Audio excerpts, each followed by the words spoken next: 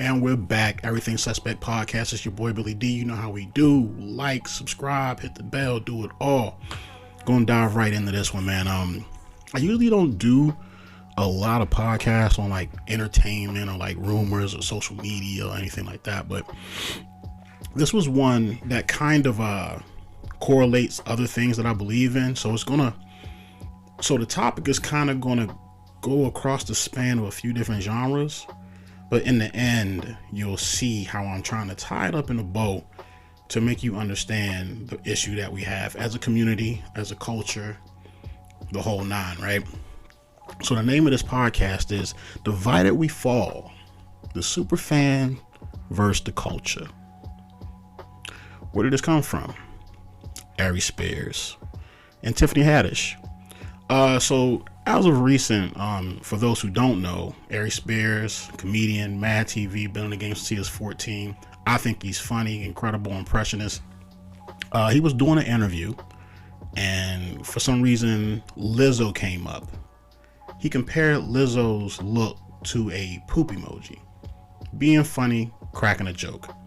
However, her fans were none too pleased with the joke, and they came for him. And by coming for him, what they did was they combed through his entire career, just looking for that one thing they could like get him on. And it was some skit from over 10 years ago, or like a decade ago, with Tiffany Haddish. And apparently in this skit, it had to do with him being a pedophile, and actual children were used that were very close to Tiffany Haddish in real life. And this just started an avalanche of him being, or needing to be arrested, or needing to be canceled, or needing to, or even being sued. Along with Tiffany Haddish. The two children then are now adults. They talk about they had some trauma due to what they were made to do in this skit, and now they want revenge, or they want money, or they want something to help them get over their trauma. We're seeing this a lot lately. We see this so much with super fans who are pledged their allegiance to a very popular entertainer. Recently, the Beehive, and you all know that the Beehive is Beyonce's group of super fans who you cannot say or do anything against Beyonce. She just dropped a new album, and Diane Warren, a woman who's been in music since 1983, was going through the Beyonce album, was trying to understand, like, why does this one song have 24 writers? The Beehive came for her neck to the point where she took it all back. She apologized. But here's a woman who's been making music since Beyonce was 2 years old. So guess what? She's not used to seeing 24 people, or how many writers does it take to write a song for Beyonce? Obviously 24. She's never seen that before in her career, especially dating back 40 years, you know what I'm saying, in her career, to see something like that happen. What else? Cardi B, she didn't want, this is a different one. This is a weirder one. I think it was Cardi B. She was not going to perform at the Grammys, or not show up, or she was not going to show up to some award event.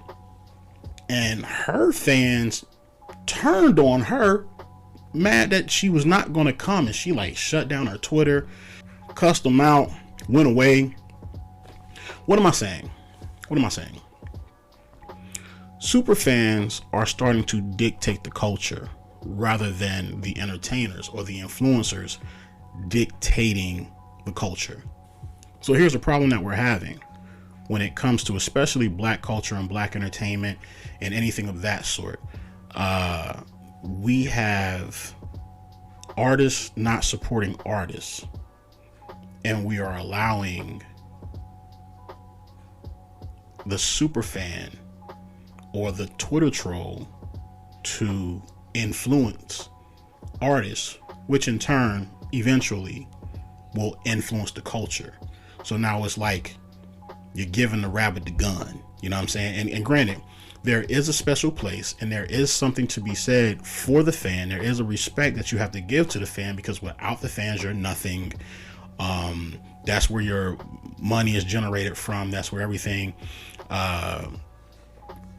that's what keeps you relevant. But to what cost?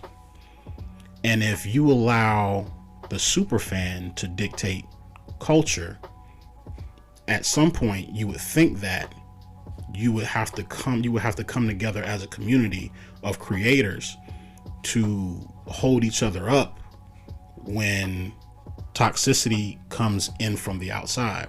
And that's not what's happening here with Aries Spears. And the reason why I chose this topic was specifically because I am a huge comedy fan. And like I said, when I first started the podcast, you'll see how what I'm saying translates into other genres of entertainment, and into our culture as a whole, right? So before we get into it, let me just tell you where I'm at so you can understand how I feel and where my comedy knowledge or what I put stock in. So I'll give you right now my top 5 comedians, okay? And we'll go in order. This is not for you to debate me. So, your own is your own. Every list is subjective. But mine is 1 Dave Chappelle, 2 Richard Pryor, 3 Patrice O'Neal, 4 Louis C.K., and 5 Chris Rock. Those are my top 5. And so it hurt me and it bugged me when I saw that, now we have Aries Spears, who his neck is on a chopping block.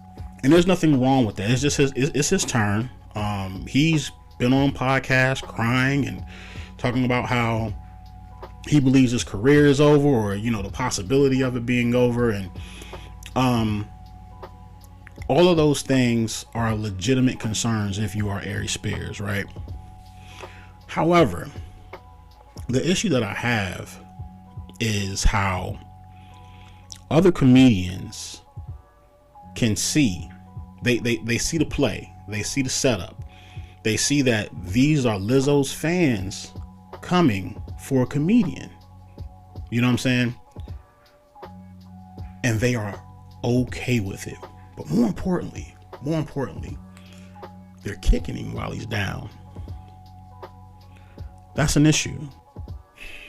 Aries Spears was just trying to tell a joke. He was trying to make light of a horrible crime, of a horrible situation, of something that causes huge trauma to people, specifically children. I'm a father, all bets are off. So I understand why people would get upset at that, right? However, because it's comedy, I believe what he was trying to do was find a way to make something so hurtful, so traumatic, funny. He was trying to make light of something, you know what I'm saying? And that's what comedians do. I think that's a comedian's job. A comedian's job is to make the worst, darkest thing that people go through in society and make a joke of it, or make you laugh about it, or make light of it. And some people believe that that's inappropriate, and that's fine. You're just not a fan of that comedy, or it hits you differently because of some things that you went through. Maybe you have a trauma and you say, hey, under no circumstances is that funny, or nor should it be talked about. I believe comedians should be able to try to be funny at any topic, but that's just me. And if it's something that is offensive to me, I don't feel like you should lose your job. I don't feel like you should be canceled. I don't feel like any of that thing.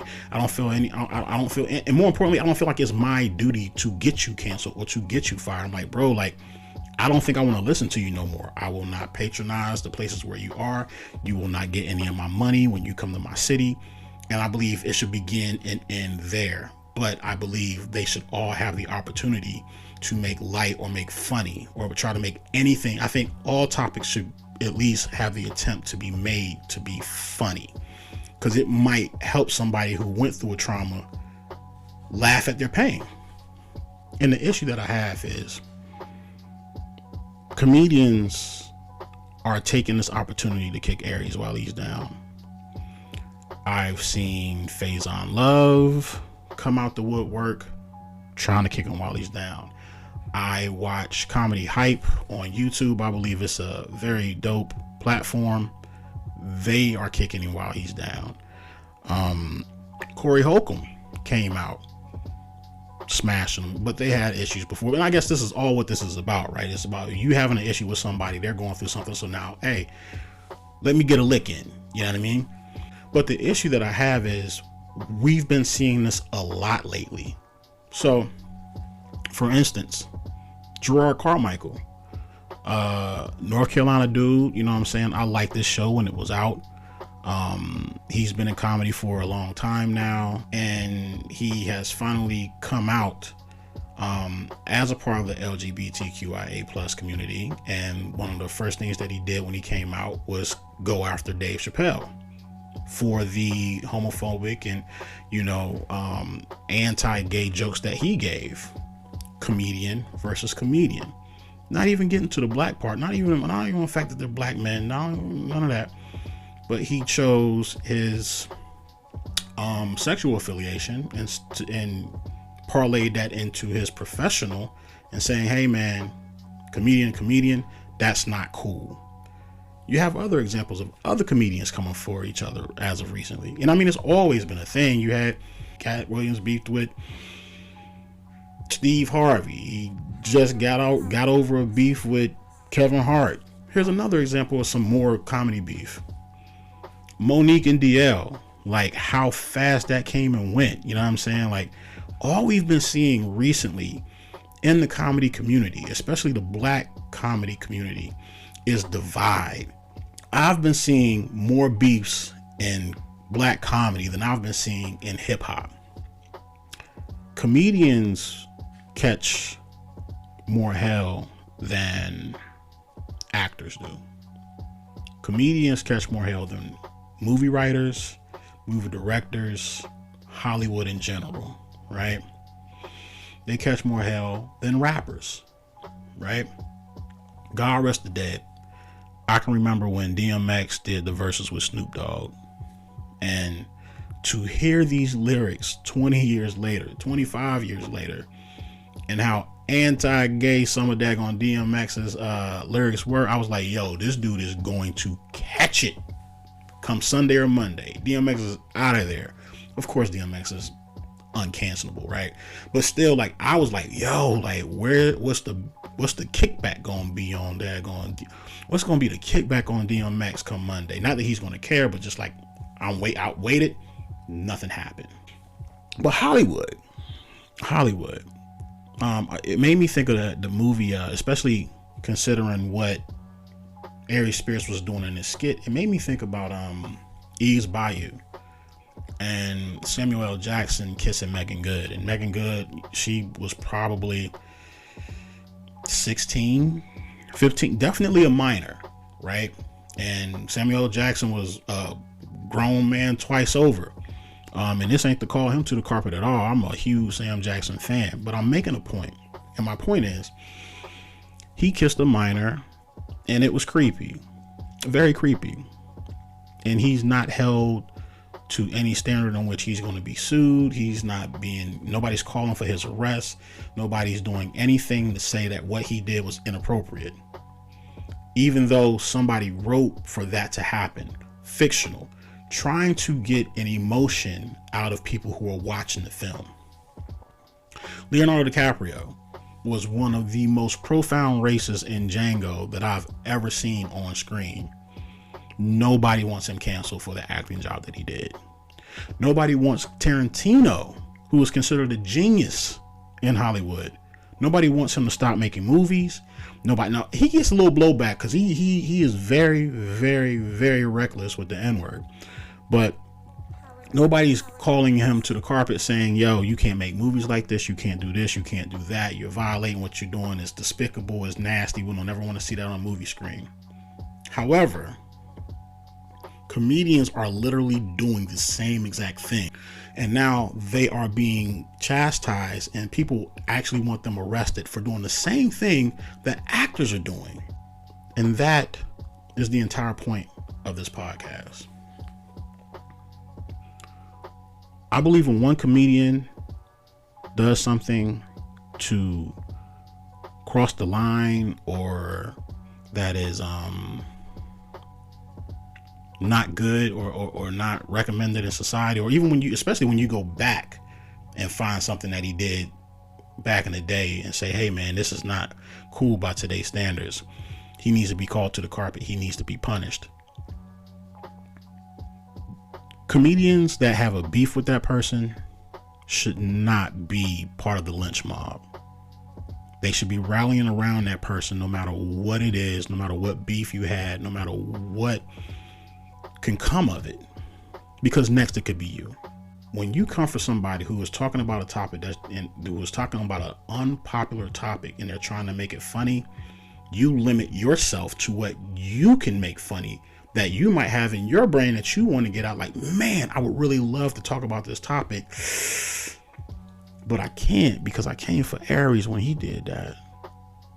They might come after me next.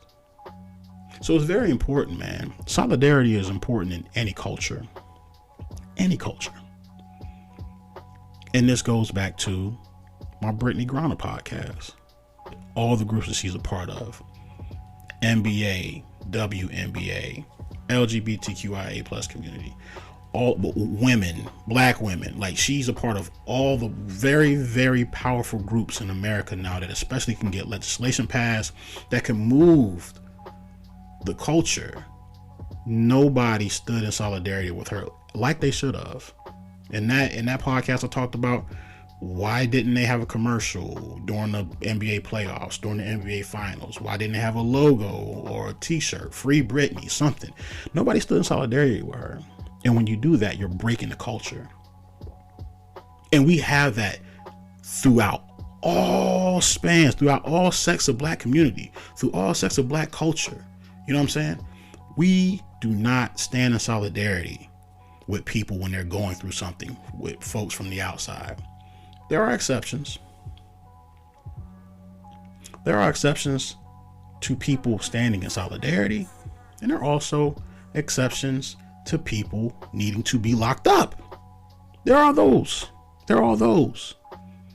But as adults, and as creators, and as influencers, I believe you need to stand with your community, stand with your culture, stand with your fellow creators, stand with your counterparts, and those who cultivate the culture and bring it forward and put it in to the future, and stand in solidarity with them. Because if not, the next time it could be you. What will it take for you to put down the beef that you may have with a fellow creator and stand for the art? When you see somebody that's struggling, rather than reporting them, or rather than kicking them while they're down, what will you do to stand in solidarity? What will it take for you to put down the beef that you have with that person and do the right thing by standing in solidarity, regardless of your feelings that you have for that person? That's something we should be practicing in all facets of our life. My generation, I feel like my generation was the last generation of, I can pick on him, but you can't. That's my brother. You know what I'm saying? I'm allowed to do this, but you can't do that. Now it's like they don't care. In our new society, if you did anything wrong, bro, past or present, we're coming for you, and nobody's going to save you. Nobody's going to have your back. How do we get back to that? Because if not, we're going to have a broken culture. Everything Suspect Podcast.